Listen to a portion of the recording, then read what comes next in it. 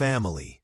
Clara, her younger brother Tom, and their mom and dad loved Christmas Eve more than anything. The entire house smelled wonderful. It was a mix of fresh pine needles from the big tree and sweet vanilla from the gingerbread cookies they were decorating. Clara, who was 12, was carefully putting tiny silver balls on a star-shaped cookie. Tom, who was 8, was trying to make an entire wall of his gingerbread house out of icing, which was very messy. "Grandma will be here soon!" Tom shouted happily, licking the icing off his finger. "She always brings the best presents!" Their biggest tradition was waiting for Grandma to arrive from the city. She always came just in time for the evening dinner and to read them the Christmas story before bed. The doorbell rang. Dad went to answer it, but it was just a neighbor delivering a card. Dad stayed by the phone for a moment, looking at the screen. When Dad walked back into the kitchen, his smile was gone. He looked sad. "What is it, dear?" Mom asked, wiping flour from her hands. Dad sighed. "It's the weather. The snow in the city is very bad. Grandma's flight was canceled. All the trains are stopped, too." Clara and Tom stopped decorating. The kitchen suddenly felt very quiet. "She won't be here tonight?" Clara asked, her voice small. "No, sweetie," Dad said gently. "She is stuck at the airport. She says she loves us and she will call tomorrow morning, but she won't be here for Christmas Eve." Tom put down his gingerbread man and his eyes started to fill with tears. But Christmas isn't the same without Grandma." The evening felt broken. Mom tried to cheer everyone up by starting Christmas music, but the usual happy songs just sounded quiet and sad. Mom suggested they play a board game, but Tom just shook his head. Clara tried to read her favorite Christmas book by the fire, but her mind kept drifting to the empty chair where Grandma always sat. Dad sat quietly on the sofa, scrolling through his phone, hoping for a miracle text about a train starting up again. No one knew what to do, with the heavy, empty hours stretching before them.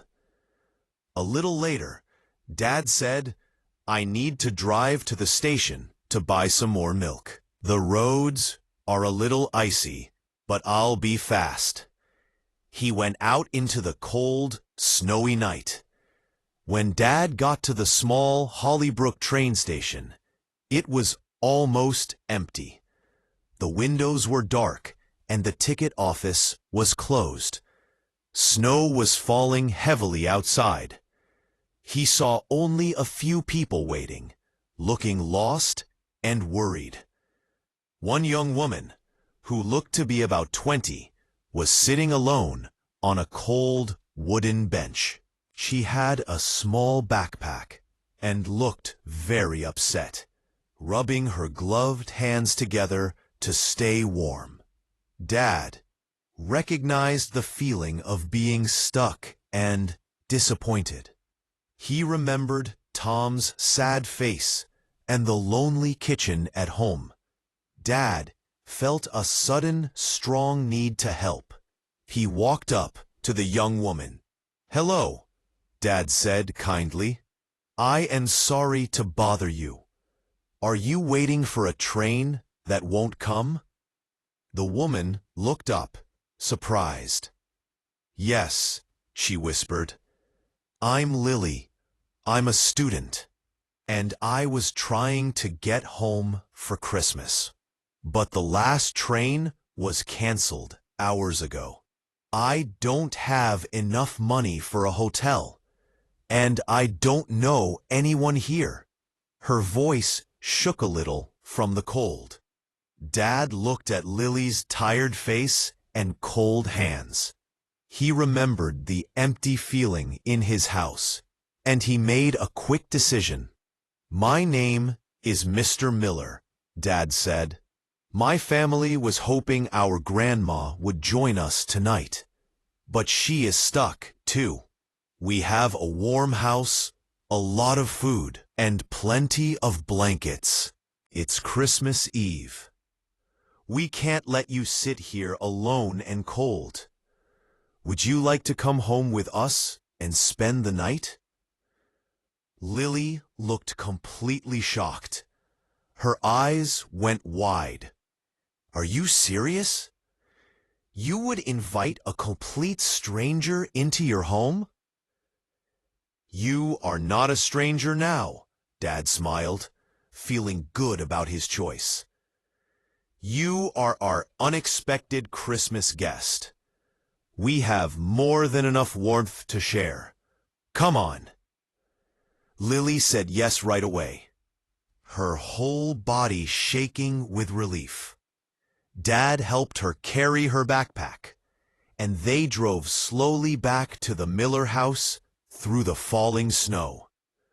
The car was mostly quiet, but the silence felt kind and warm, not lonely. When they walked in, Mom, Clara, and Tom were completely surprised to see a young woman standing next to Dad. "Family, this is Lily," Dad announced brightly. "She is stuck and needs a warm place to stay tonight. She's our special Christmas Eve visitor."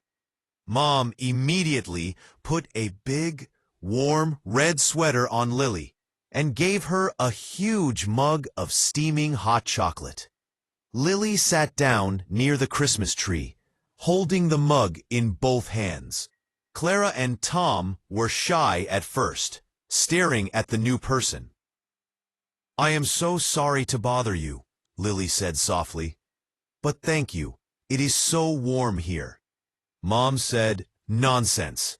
Everyone needs family on Christmas Eve." A mood in the room started to change, becoming lighter and happier than before.